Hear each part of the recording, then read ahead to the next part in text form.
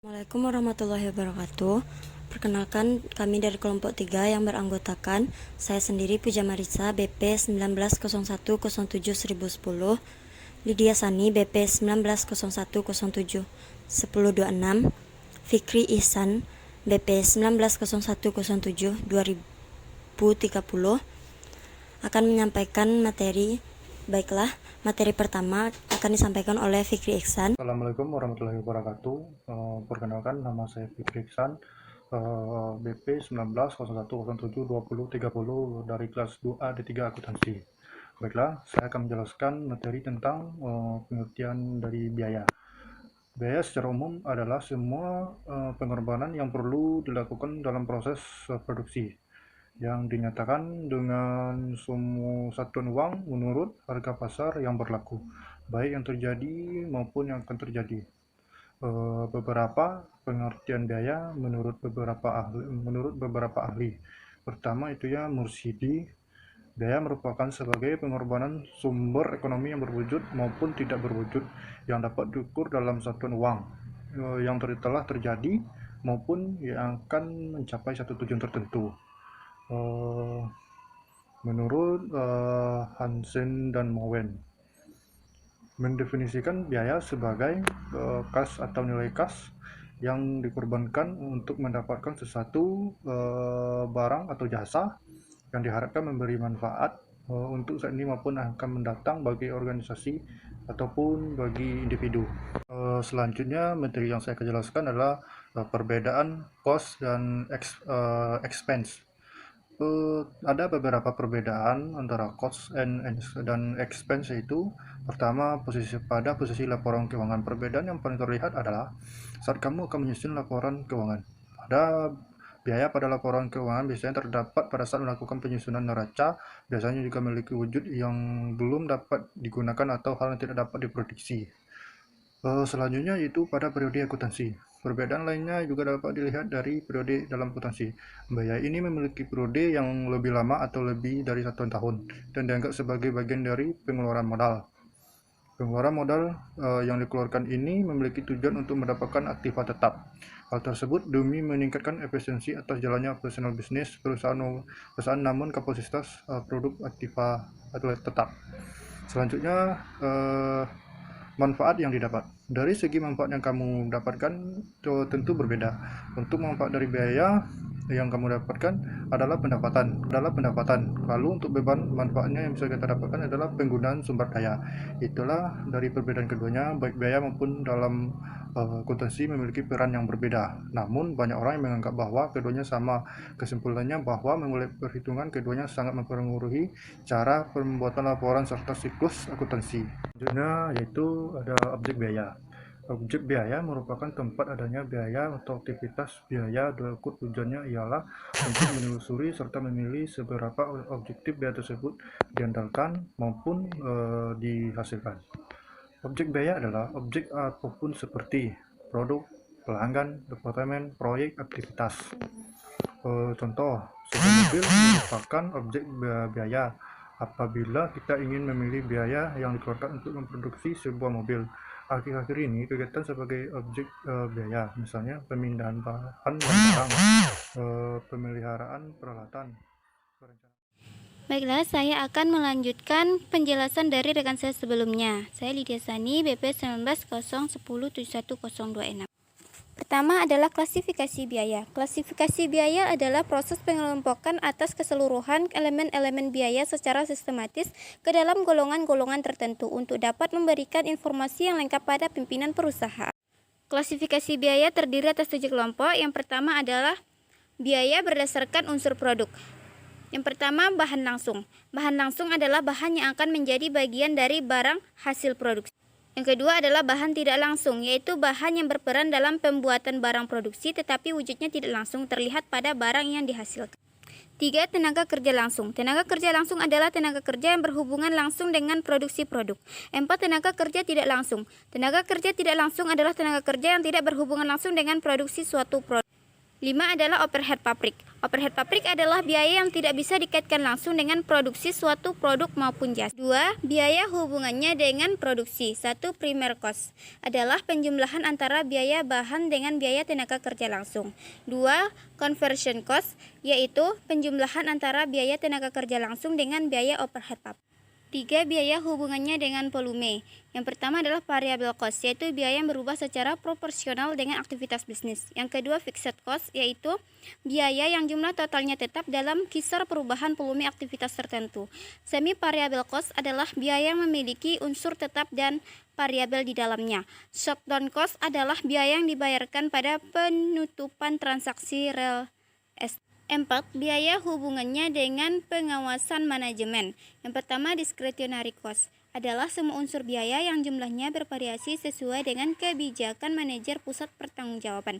Yang kedua, biaya rekayasa adalah taksiran unsur biaya yang dibebankan dengan jumlah yang paling tepat dan wajar. 3. Biaya komite adalah biaya merupakan konsekuensi komitmen yang sebelumnya telah dibuat dan tidak dapat dihindari. 5.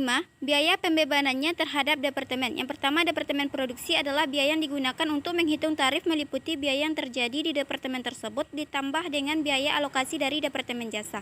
2. Biaya departemen jasa dapat dialokasikan dengan menggunakan metode langsung, bertahap, dan aljabar.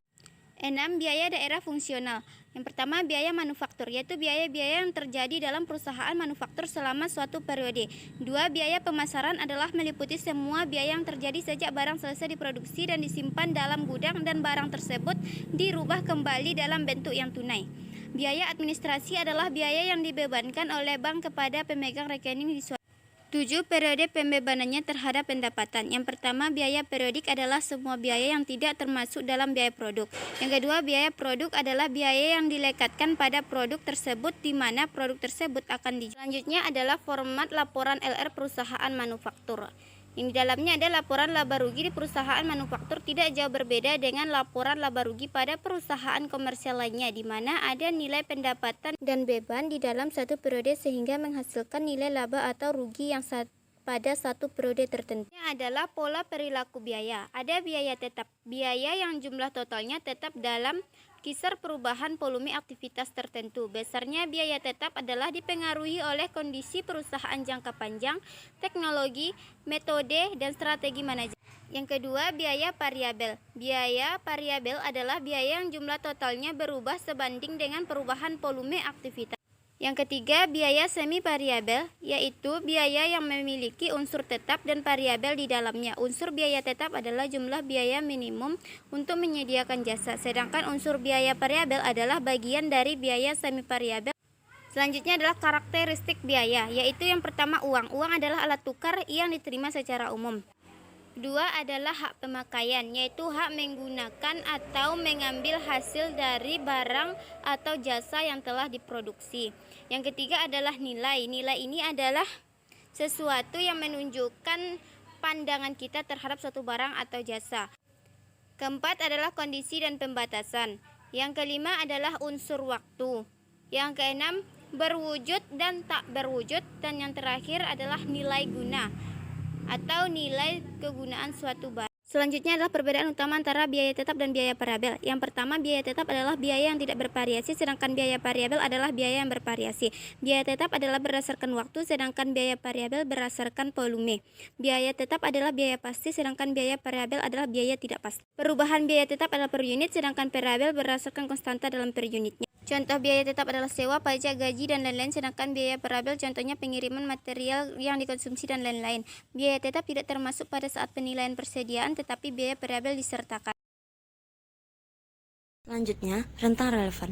Rentang relevan adalah rentang aktivitas yang mengasumsikan bahwa perilaku variabel dan tetap adalah valid. Konsep ini berlaku pada biaya variabel dan biaya tetap. Rentang relevan pada biaya variabel terkait dengan hubungan linear biaya variabel dengan tingkat aktivitas, sedangkan rentang relevan pada biaya tetap terkait dengan tidak berubahnya biaya tetap dalam kisaran aktivitas tertentu. Perubahan biaya variabel total mengikuti perubahan aktivitas secara proporsional. Berdasarkan hal tersebut, terdapat asumsi linearitas antara biaya variabel total dengan tingkat aktivitas.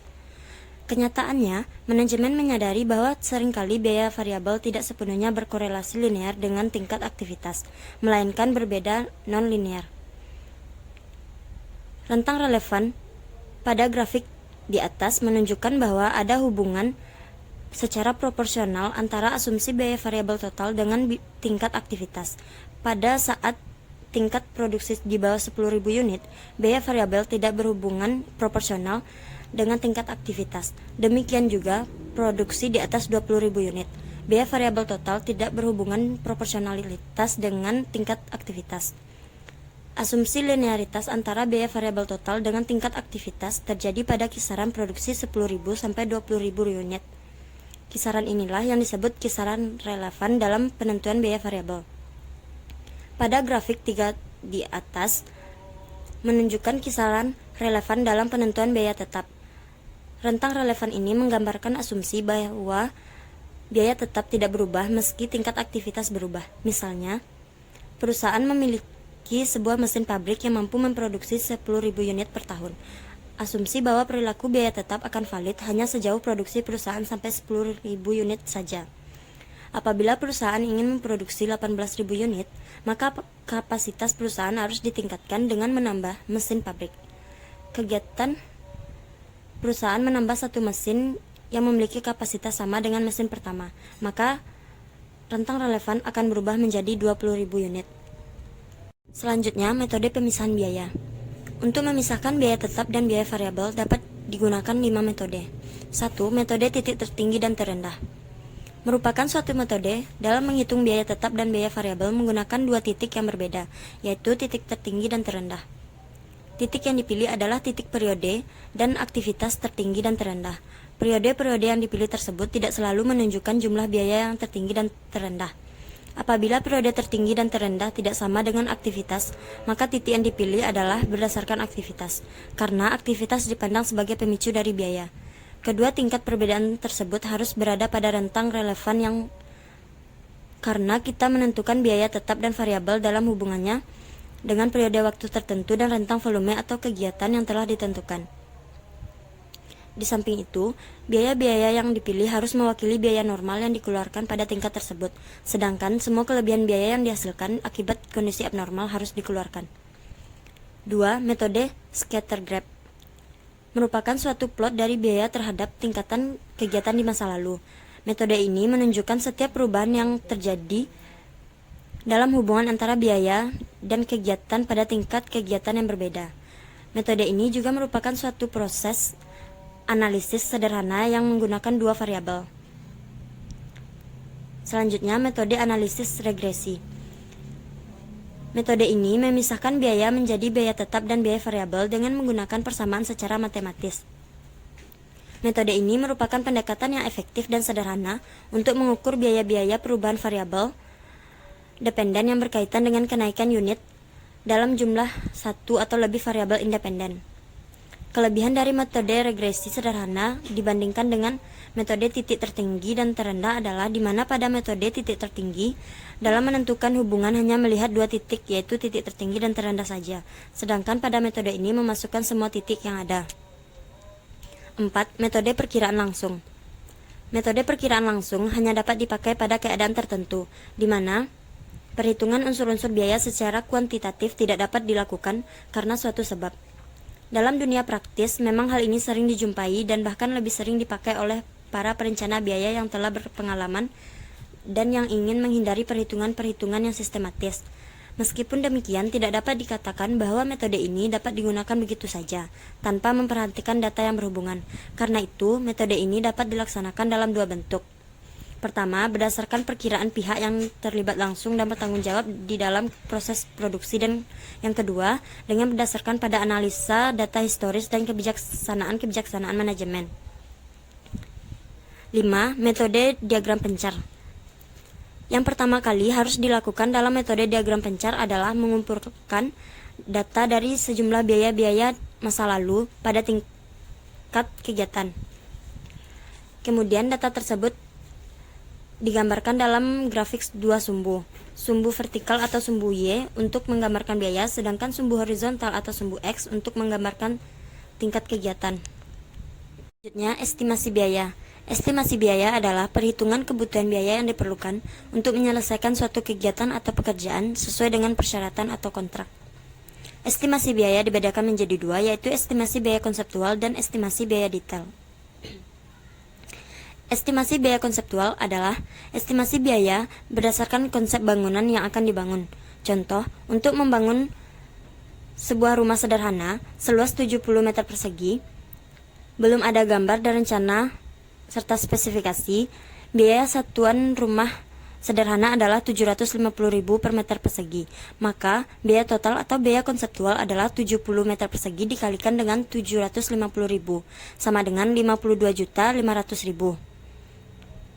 Untuk rumah mewah seluas 500 meter persegi, belum ada gambar, rencana, dan spesifikasi, biaya satuan rumah mewah adalah 3.750.000 per meter persegi. Maka biaya total atau biaya konseptual adalah 500 meter persegi dikalikan dengan 3.750.000, sama dengan 1.875.000. Bila rencana rumah di atas telah memiliki dokumen rencana yang lengkap, maka estimasi biayanya dapat dilakukan secara detail dengan menghitung volume dan biaya satuan tiap komponen bangunan sehingga diperoleh biaya total yang lebih akurat. Baiklah, sekian presentasi dari kelompok kami. Terlebih terkurang kami mohon maaf. Kami akhiri. Assalamualaikum warahmatullahi wabarakatuh.